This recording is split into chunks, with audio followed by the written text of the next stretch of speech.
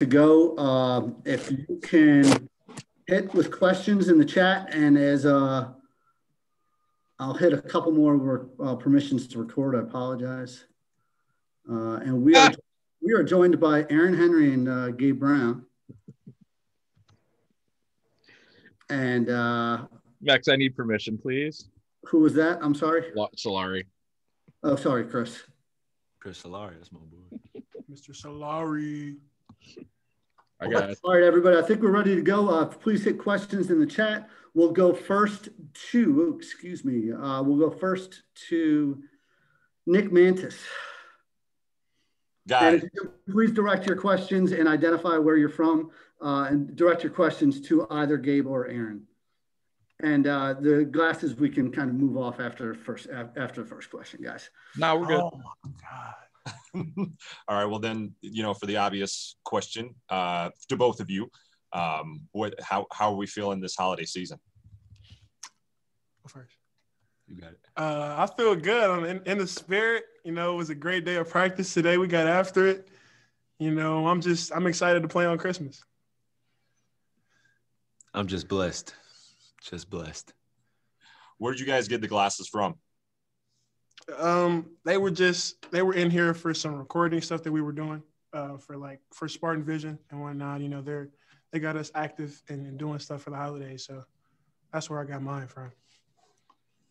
Same way.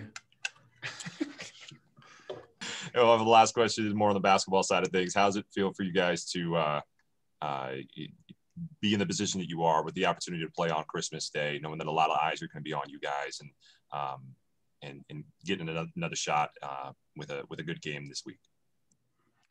It's a big opportunity. I've never played on Christmas before. I'm used to being home with the family, but with everything that's happened in the past week, coming off of a loss, it's Christmas coming up. I mean, there's no better day set than this one, and I'm just excited to go out there and compete.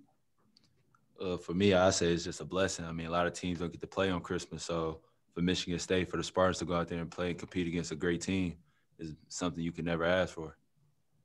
Thank you, guys. We'll go next to Graham Couch. Yeah, Aaron, I'm wondering, when you guys dissected the film and got a chance to look at what really happened against Northwestern, what were the revelations? Just a accumulation of things. I mean, nothing went right on the defensive end. We couldn't get much going on offense, and you could point a lot of that to a lot of different things. And when it comes down to it, it's just the players that were on the court. Coaches put a game plan out for us, and we didn't execute on both ends of the court. And we didn't get blown out, but it was a loss for sure that meant a lot to us, and not only by the score, but just about how we lost. You can't almost lose like that and expect to win a Big Ten title or compete in a conference like that. And it's something that we can grow from, though, for sure. Next question's from Chris Solari. Hey guys, kind of looking back at that game, what was the ride home like for you guys, and how quickly did you start kind of digesting that game? The ride home was kind of disappointing because that we lost. It was disappointing, but as soon as we got on the bus, Henny, Josh, Frosty, all the captains, they started watching film, dissecting it. Rocket was in there. I watched a little bit. Everybody was doing their part on the way home. Then we had a meeting. We talked the next morning. Now we're trying to just bounce back from that loss and just get ready for Wisconsin. And I guess for you, Aaron, practices the last few days have been, I'd imagine, interesting. What Absolutely. have been the biggest focuses? Yeah, from a leadership standpoint, just trying to, get guys to understand that, not that we don't have any, but to win a Big Ten conference and what it means and what it takes. Some guys on the team have done that before, but with the conference being that much stronger than I feel like ever before, it's going to take new levels from everybody, new level of focus, intensity, attention-wise, and just everybody just has to take it up a notch, and that's what we tried to bring the last couple of days of practice. We'll go next to Matt Charbonneau. Hey guys, this can be for either one of you, but you've both been around for a little bit now, and is there anything to that thing where people say sometimes you need a game like this I don't know if it is, and it's in the Big Ten opener, which doesn't normally happen. It usually seems it's further down the road in the season. So I guess, is there any credence to that? And I guess what's the key to kind of taking a game like this, learning from it, but also trying to take that and put it out of your memory a little bit as well? Just knowing that, the season opener is a game that, coming from non-conference from Northwestern side and our side, I mean, it's nothing like playing against a Big Ten team. It's obviously different in intensity, physicality, and the season opener being a kind of our experience game, as you want to call it, where we see where we're at or we learn, where we need to get better at. You never want to have it this early, but the fact that we know that we need to make adjustments in certain areas and get better at certain things, it's good to know. But I hope another game like that doesn't come apart. But, just the fact that we were able to learn and take our L early, I would say, it's kind of, it's rewarding in some ways. And I want to ask too, obviously Wisconsin comes in a couple of days. Do you almost kind of relish that it's another team that's ranked really highly and a Big Ten contender, that you kind of get that chance to get back at it against another high quality team? Yes, sir. They're a very good team. They have very good players and a very good coaching staff. So this is one of the biggest games probably in the Big Ten. So we both are prepared. We both ready to just go out there and play. Thanks, guys. We'll go next to Kyle Austin from MLive. Hey guys, you guys both seemed excited about the opportunity to play on Christmas Day for the first time. Is that something you felt like you got to have a say in before that was decided? And what was kind of the feeling among the team when you found out that might be a possibility? Kind of just, it was exciting because nobody's ever played on Christmas, and a lot of the NBA games are usually played on Christmas. And with that being back, I'm glad the game's early enough so I can catch some of those NBA games. But just having this opportunity, I'm fortunate. I'm blessed for sure. It's a lot of people don't get that opportunity, but it's an opportunity to go 1-1 in the Big Ten. And with Wisconsin coming in, we got to be focused. We'll go next to Lindsey Huddleston. Great. Thank you. Hey, guys. Staying with the NBA theme, the whole idea of the bubble, we know what that was like in Orlando, being locked down, one place, one hotel. But with the parents coming in for the holiday, has this been like a bubble type experience for you guys? And if so, what has it been like, not being the NBA level, but on the collegiate level? What has that been like? I think it's been very good for us as a team. I feel like we're more connected since we got our own little bubble, our own little thing that we stand by. Of course we be around each other and we be in the gym all the time, and that's good. But outside of the gym, we always with each other and we always want to make sure we got everybody back. So I feel like this little bubble in our inner circle is very good for us. And a quick follow-up, how easy is it for us to underestimate the power of your parents coming to visit? We take that for granted during COVID, but how easy is that, Aaron? You kind of nod your head. What do you think? Man, I miss my parents. But you gotta, as you get older, you gotta do certain things to kind of, I don't want to say grow out of it, but you gotta separate a little bit. I understand that, but it's good calling my dad and calling my mom, but I feel like around this time they would have been up for a game or two. Would have been good to get a hug or something, but outside of that, no, I ain't missing nothing. Of course I want to see my parents, but there's no drop off from how I'm supposed to play or how I'm supposed to be around this time. I get it. Thank you both for that. And we'll go last question for the players to Brendan Quinn. Hey guys. Obviously last year, anytime it was crunch time, whatever, you needed a bucket, right? You got Cassius in the huddle, and I imagine the conversations around him getting a shot or creating a shot. Right now, when you guys are in a key possession, what's that conversation look like?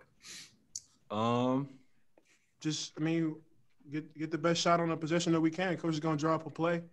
I feel like we just gonna play basketball and create the best shot and create the best play. You guys can create their shot on this team and get whatever they want at any time, I feel like, but just whatever coach feels like is the right play, it'll put guys in the right spot. I have faith in that for sure. Is it an adjustment not having a quote go-to guy? I say everybody on our team is a go-to guy. We need everybody to step up and do their role. Last year we did have Cash and X, but then again, we still had Henny, we still had me, we had Rocket. Everybody stepped up, so I feel like we didn't have a go-to guy. We just had a team. Great, thanks guys. Have a good holiday. All right, Aaron, Gabe, thank you very much. Appreciate you guys coming, and we'll be up shortly with Coach Izzo.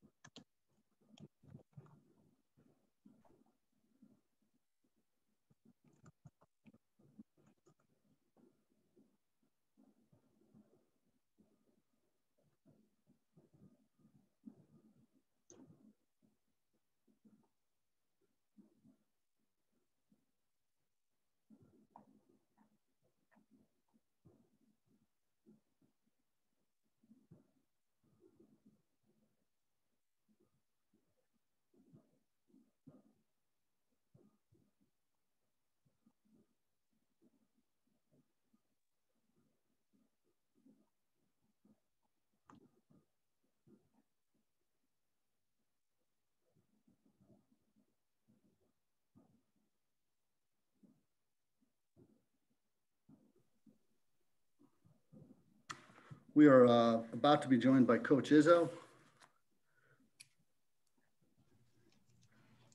And there's Coach now. Coach, thanks for joining us. If you could start with an opening statement, and then we will take questions through the chat. Well, obviously, you know, still disappointed, not by the loss, just by how we played. And yet I've got to look at myself in the mirror and say, you know what? It said there's going to be some ups and downs, and there's going to be some mind-boggling days where you just say, what's going on? And we had one. And I don't think that's indicative of how we play. I do think it's indicative of how Northwestern played, and they deserved every bit of what they got. I do think it was a learning experience for us, and that you have to play with energy every single day. And after watching film, you know, Sunday night on the way home on a bus and all day Monday with the team, you know, we got some things worked out. We have worked hard the last 2-3 days. so that doesn't happen again. And we've got to make sure that everybody understands there's still a standard we play by. We don't care what everybody else does. So if some team plays better or worse, it's nothing to do with us. We've got to play at that level. And Greg Gard, I kind of, you know, I've one of my favorite guys in the league for all he went through last year, and then to rebound and bring his team up after a 12-9 start and, you know, share the Big Ten title. It showed tremendous withstance of pressure. It'll be a big challenge Friday. I mean, they were and are maybe the pick of our league. You know, Iowa, them, Illinois, you could flip a coin. The one thing that they have going for them is experience. So it'll be a heck of a Christmas Day, nationally televised game that we're excited about. But I do think they're one of the best teams in the league, if not the best team. When you have 6 seniors on your team that are in the playing group, all 5 starters, a couple of redshirt guys, these guys have been around, you know, longer than I have. I think some of them came into the league when I started in the league, and that has been that is awesome for Wisconsin. The 6 seniors, one of the most experienced teams, not in the league. They're one of the most experienced teams in the country, I think, for years beyond. They're balanced scoring with 4 guys averaging in double figures and a couple other guys averaging 8 and 9. They've got 8 guys playing at least 15 minutes. 1 or 2 freshmen are starting to get some time, but 90% of their players are experienced guys. Potter and Revere form one of the better front courts in our league, and in a different way. They can post up, they can shoot threes.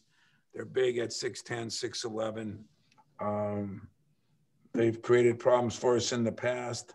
Potter's averaging 13.7 boards. Reavers is 11 points and has 14 blocks. He's one of the block leaders in our league. So talented, experienced, well-coached. And the backcourt, you know, we around here, we love the Trices. And this kid has done exactly what you hope, you know, student athletes would do. He's a great student, comes from an unbelievable family. You know, he does everything right. I mean, he runs their team. And great backcourt with him and Davidson for sure. But Trice is the straw that stirs the drink. He makes shots, he makes passes, he very seldom turns it over. And what he did is he came out of high school, you know, wasn't recruited quite as heavy as maybe he deserved to be. And he went to a 5th-year school and, you know, redshirted at, I think, Wisconsin. And he's just kind of found his way, kind of like Josh Langford. And only Josh was more heralded coming out. So everything Meats has gotten, he's deserved. And I wish I didn't have to play against him because, you know, as I said, I love the family, love the kid. His mom and dad and I will probably talk tomorrow. And, you know, he is the guy that we have to control. And, but they got a lot of weapons. They got a lot of people that can beat you. That's why they got so many guys in double figures. So questions I'll take, but it is an exciting game for us. And I think it probably is an exciting game for them. We'll go first to Matt Charbonneau. Tom, you mentioned the other night, you know, how sometimes you look at the film and it's not quite as bad, but you were pretty sure this time was going to be just as bad. I assume you feel the same way about that after having watched it? Well, I felt a couple of things. Number one, boy, teams have hit some shots against us. So I don't want to take anything away from those teams because there were some threes made. And, you know, we've had 3 games where guys banked in a 30-foot three. And so that's, you know, that is for real. And that's not the player's fault. But the kind of the energy that we had coming off a decent week of practice, but it was finals and things like that, I thought was not adequate to what we expect here or that we normally get here.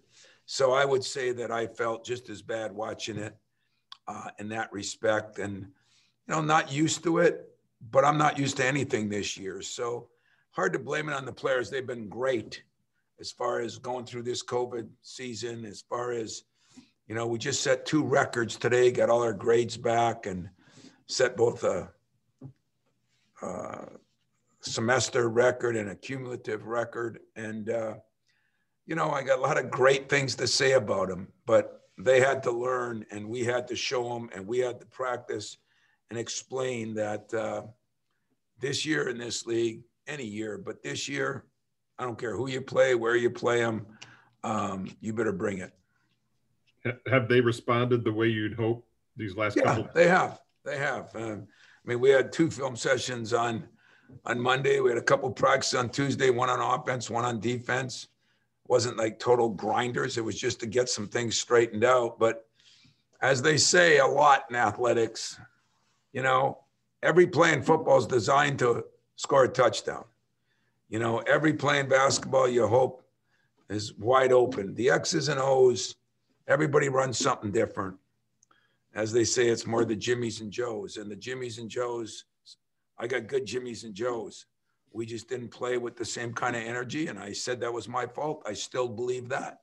And that's my job. So hopefully we'll play with Spartan energy. I expect that. That might not be enough against a team like this. This is a very good basketball team and a very experienced basketball team. Thanks, Tom. I'd missed one before. We'll go to Jamal Spencer next. What do you need to see from Kithier for him to stay in the starting lineup, or what are you seeing from him that you are entrusting the starting role to him? Yeah. You know, DJ's kind of in charge of those bigs, and I think he would agree with this statement. Kithier does every little thing right. And stepping up on ball screens, communicating, doing this. So I'd like to see him scoring a little bit more. And to do that, we got to get the ball into the post a little bit. I think we didn't feel like our posts could score it as well as I think they can. But he doesn't make any mistakes. That's the best thing I see out of him, that he's about as steady as the day is long. And kind of like a Matt Costello, you know, except that he's got to score it more like Matt did. And he sets the right picks. He knows the offense. He understands what we're trying to do defensively. There was times we talked about taking him out of the starting lineup, and I was vetoed by my assistants because of the situations and things he does. So don't read all into the you know, he's got to rebound better, you'd hope. But, you know, for a lot of games, he was playing 10 minutes a game. He was just starting, but playing 10 minutes a game. And I just think he gives you more than the naked eye will see. And even though everybody's gone analytics, around here, we don't go analytics. We just kind of look at a guy and we go with the eye test on what he can do and how he makes other players better. You know, when you got Rocket, Aaron, Gabe, Joey, and of course, Aaron, did I say Aaron twice? But I got 4 or 5 guys that can put the ball in the basket normally. And sometimes you don't want to have 7 or 8 guys because somebody's got to set a screen, make a pass, do those things. And I think that's what Kithier does for us. We'll go next to Stoney. Yeah, Coach, a lot of people don't like to play on Christmas. Obviously, this year is different. When you found out you were playing on Christmas, was your initial reaction positive, or I can't believe we have to play on Christmas Day? No, I you know, people are going to be very upset, but I was probably one of the proponents of it. And you got to understand why. I mean, you got to remember it all happened about a month and a half ago when it was crazy for a while there. And everybody kind of decided that nobody could go home. We talked to the parents, we talked to the players. And then the NCAA wanted to make it a 3-day deal where you couldn't practice or play a game during those 3 days of Christmas. And I said, that'd be a shame. You know, I couldn't picture my guys sitting in their dorms or apartments and not getting a chance to play basketball, couldn't be around us, and yet had to be up here. So I thought for the mental health of things, and I did, I suggested the Big Ten. I talked to Juwan Howard about what it was like in the NBA playing on Christmas Day. And he said it's one of the biggest days of the year for the NBA players. So I thought then we could capture it. And then about 2 weeks later, the NBA decided they're coming back earlier than January, and we still captured some of it. And So I think the players are excited. I mean, it has been hard. There's nothing easy about it. There's no good decisions to send them home and something happens. Every state's got its own different quarantine rules. If one of my players goes back to Texas or Alabama, there's different rules on how long you got to sit out coming back in. And we just felt that the safest, best place for them was here. And if they're going to be here, let's do what they love to do. Let's help the mental health of everybody and do what they really love to do, and that was play. Now, to be honest with you, when you have a family like I do or my staff does, that makes it a little harder on us. I mean, they're going to be, even if they went home, they'd see their family for a little bit, but they're going to be out with their friends. And for the people that are upset about it, I understand it, but we tried to do the best we could do with the cards we were dealt.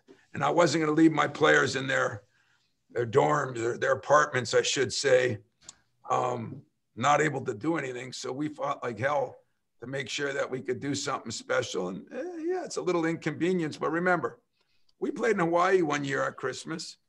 Nobody thought anything of that. And, I'm hoping that there's 500,000 living alums out there that are going to open up all their presents Christmas morning and turn on the tube and watch the Spartans at noon.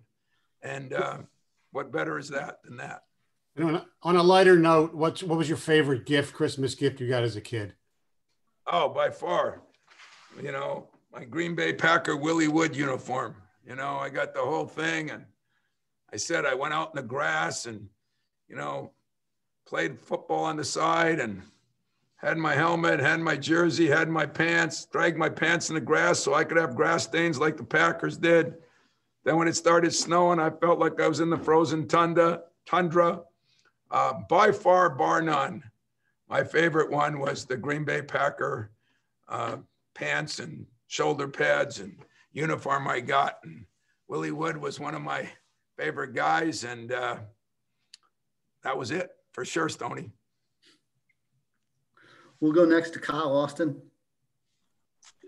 Hey, Tom, I'll ask you real quick. Has Joey been okay after the knee thing at Northwestern? Has he been able to practice? He's been a little slow. I mean, he practiced today, but didn't practice yesterday. And most of it, I hope, was precautionary. I mean, there's nothing.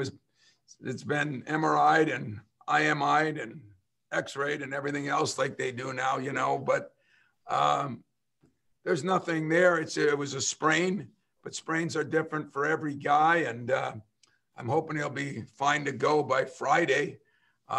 Did go through, like I said, 2/3 of practice today, and then we just pulled him for that reason. But we'll see now how it reacts after doing a little activity and see how it reacts in the morning.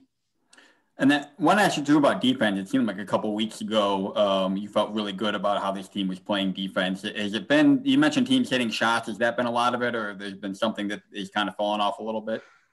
If you look at Detroit, Oakland, and to be honest with you, Notre Dame at the very end, we've had a lot of guys that have hit 2 and 3 threes in the last 20 seconds, 3 times banked in shots in the last. Well, if those all miss, now your percentage is where I thought we were playing decent D. I thought teams hit some good shots. The other night, I thought we were atrocious. I just thought we were a step slow. And so we've looked at it. We're trying to simplify some things. And, we've grinded it a little bit here as far as our staff. And, I went back last couple nights and watched all of our games to see if, sometimes when you win, you kid yourself. Maybe a little bit of that, but remember too, we're trying to get Joey back in the fold. We're trying to get Josh back in the fold. We're trying to get Rocket at a different position. We're trying to get some different things going. And so there's going to be a little slippage when you play 10, 11 guys like we have. There's going to be slippage on switching and stuff like that because everybody's not comfortable with one another. We can understand that. Making mistakes is part of the time of year and everything that's going on. Making effort errors is not part of the year and is not going to be tolerated. And that's kind of the way I felt about Sunday. And yet I got to keep reiterating, take nothing away from Northwestern. They shot good. They played good. And, I was impressed with them, to be honest. Depressed with us, but impressed with them. We'll go next to Lindsey Huddleston. Hey, Tom, I've been watching your press conferences like you watch game film. So bear with me as I make this observation. I think it would be good if your fellow coaches nominated you the dean of the COVID era college coaches based on all that you've been through and how you've kind of taken this measured approach. Sometimes you're Zen-like when you talk to us, but also professorial too, as far as looking at the effort that the players had that led to the problem, but also realizing that maybe the parents coming up may be a solution. So what do you think about that overall observation? Well, I'm hoping that's true, but maybe, I'm so honest with you guys and I tell you exactly how I feel after a game. And, maybe I'm making too big a deal out of, when somebody shot good against us, like Oakland did, I did not think there was a lack of effort on defense. That's why I didn't tell you guys. So, we had one game and it was after finals and I don't want to make light of it, but I don't want to make the world of it. I mean, if some parents can come up in that, which they are going to be able to, I think that's going to be great. I think these kids have been through hell, but it's been the same for everybody. And, different states have approached it differently and different conferences have approached it differently. And I think you bring up a good point there. You watch some games in Indiana and there's a few fans there, which means the parents are there. You watch some games down south and it's almost a full house. It's just a different, and we can't do anything about it, but you bring up a good point. I wonder what players think when they're watching another game and see, their families or girlfriends or anybody else that can go to those games. Maybe it has some effect on them. And I said that to you, we're going to have to deal with this strangeness of a season. And I told you at the beginning of the year, he who handles it best. Maybe we didn't handle it very well, but that was one game, I said we weren't the fourth best team. I think there's 2 or 3 teams, maybe 4 teams that are head and shoulders above the rest. And then there's 30 teams they've been jockeying. God, there's been teams that go from hell. Virginia went from 2 to 18. It's the way it's going to be right now. Because I don't think anybody has a good feel because not only do we not know who each other has, but there's so many transfers out there and some have worked out good and some have been a disaster. So you don't know that. And until a team gets more games, you really don't even know who you're playing sometimes. So that's going to be part of the trick. And I'm going to have to be psychologically homed in on those things and realize there could be other factors and we just got to stay with the grind. And that's what we told our guys. They knew that they did not bring it. It wasn't a lack of, like I said, when you practice bad, you usually play bad. We got a saying out here, what starts out bad usually ends bad. We didn't practice bad. Now, we didn't practice 100 miles an hour the whole time because we were off 2 days. We had finals. We had strange thing this year. We had, I think, 5 kids with finals on Friday. Usually the profs give them earlier and get, so one of those things. But there's so many games left. And I think you guys should appreciate that the league is so damn good that I just don't know how many upsets there's going to be.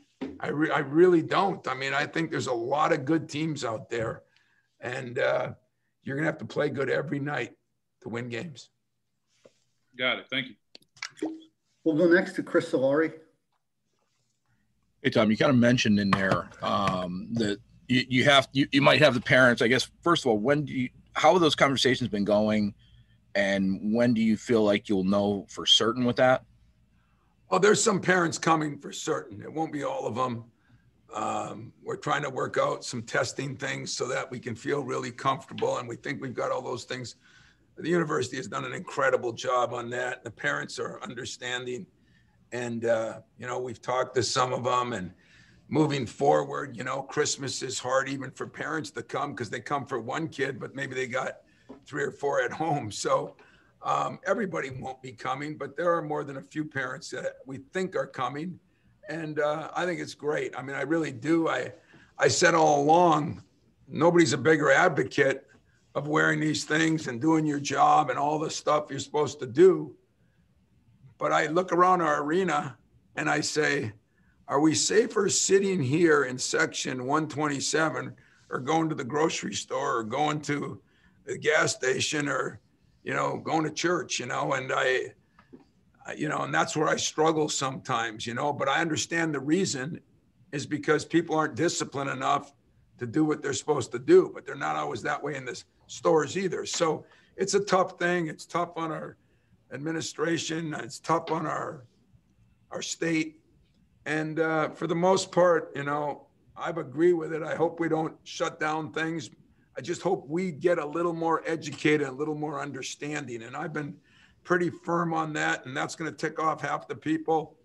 But for a guy who's gone through it and watched some kids go through it, I think we could, if everybody would do it the right way and wear the mask and wash your hands and try to stay social distance and all that, I think we could open up a lot of things. That's me. But I don't disagree that sometimes we're not disciplined enough to do those things. I got a two-part follow-up with that kind of goes into all that. One, from a psychological standpoint, is there a concern that the players might start to press knowing that their parents are there? And two, because Northwestern over the years has been such a heavy Michigan State crowd, was it noticeable when you guys were trying to make that comeback that there weren't anybody there? That's a good question. I think the second one is really good because it has been a big Michigan State crowd over there. And, and they've got a beautiful new arena. So I don't know if it would be quite the Michigan State crowd because I think Northwestern is they've really done a nice job over there. Their AD has been great. And, Chris has done a good job. So I don't know. But that was probably, because when you go on the road and you got your fans pulling for you, that's a big deal. So that helped. As far as the first question about the parents, that's one of the many obstacles that we have to deal with this year, and first time things and things like that. You try to do all the good things. And, one of the things we did in our arena, as I told you, we put up some of the people that have helped me or have passed away, and one of them was Julius's dad. And we had put that up a couple of days ago, but we practiced in the Ox Gym first time we practiced down there. And it was a tough day for him. I didn't look at it that way. I looked at it, I'm honoring him, but you never know how people take it. He was great about it. After, 15 tough minutes, he kind of realized that how lucky he is. He gets to look over at him and this and that, and that we're honoring him, but everybody takes things differently, and that's the way, Dwayne Stevens went over and talked to him because his dad is up there. How those kids respond to that stuff, I don't know. It's going to be different. Are they going to be excited? Are they going to be overexcited? I don't know. I don't know. And that's part of why every game and every day of this season, when you're in something like this, that no blueprint can tell you what to do, you just adjust and advance. And that's what we're going to try to do. We'll go next to Brendan Quinn. Tom, so obviously over the last 2 years, when you're in a key possession late or a late shot clock situation, right, it's Cassius. And before that, probably Miles, right? And before that, you had just kind of singular go-to, whatever you want to call it, right? Go-to guy. And now if you're late game and you're huddled up and you're looking around, what's kind of going through your head of what to do? Well, it's a fair question. I think it's one that hasn't been handled yet. I said with Joey, we think we got a guy that can pick and pop and really shoot it, but he can really pass it. With Josh, we think we got a guy who can get a shot for himself. And with Aaron, we think we got somebody who could post up or be on the perimeter and get to the foul line. And yet we're going to look at a few things with Rocket that we think he can do, but we're trying to take it one step at a time. I would say right now that's not totally solved, but I could tell you a lot of years, even Miles's year, when that wasn't totally solved 6 games in. So it's not something I panic over. I wish I had a magic statement for you, but that's pretty normal with a lot of teams right now. I mean, I'm not sure in our league. I think Illinois will go to AO, like Wisconsin. I mean, they got all kinds of guys that make shots, but I don't know one guy that can get a shot except for maybe Trice. You know, Iowa, if you let them throw it inside, that's their one guy. You know, I don't know if those are go-to guys, but I would say right now, Brandon, we're lacking that. But at the other side of it, we got 4 guys in double figures, so we got to figure out how to best handle that. And we have some things that we want to do with 2 guys in a ball screen that we think each guy offers something, but Joey's, you know, been a little hurt and is just trying to get the rust off. And so that's going to take a little time. Also, you said 3 or 4 teams have separated themselves. All right, so Baylor, Gonzaga, who are the other 2? I think Baylor and Kentucky have. I still think Iowa and not Baylor and Kentucky, Baylor and Gonzaga have. There you go. And I still think Iowa is. I think Wisconsin is. I mean, they get beat on a missed free throw tip in. And I think Illinois is an interesting team because they played the world, and but they got a go-to guy, you know, they really do. And yet when they went to him in the Rutgers game, you know, he maybe struggled a little bit at times, but I think those 3 or 4 teams are at the top of the list right now. I don't think that there's many others as you're seeing what's happening either with Duke or, you know, Villanova is pretty solid, but they've had some tough games, but you'd probably put them there since you're a Philadelphia guy. St. Joe's isn't quite there yet. Not yet, man. They're working at it. But you know, that's a good point. I haven't looked at the list. This week I've spent everything on Michigan State, so I haven't really looked at the list. But I'll tell you who I think is going to be a top 10 team soon, if they aren't already, and that's Rutgers. I mean, Rutgers to me is one of the more well-coached. They've got experience at every position. They got size. They got strength.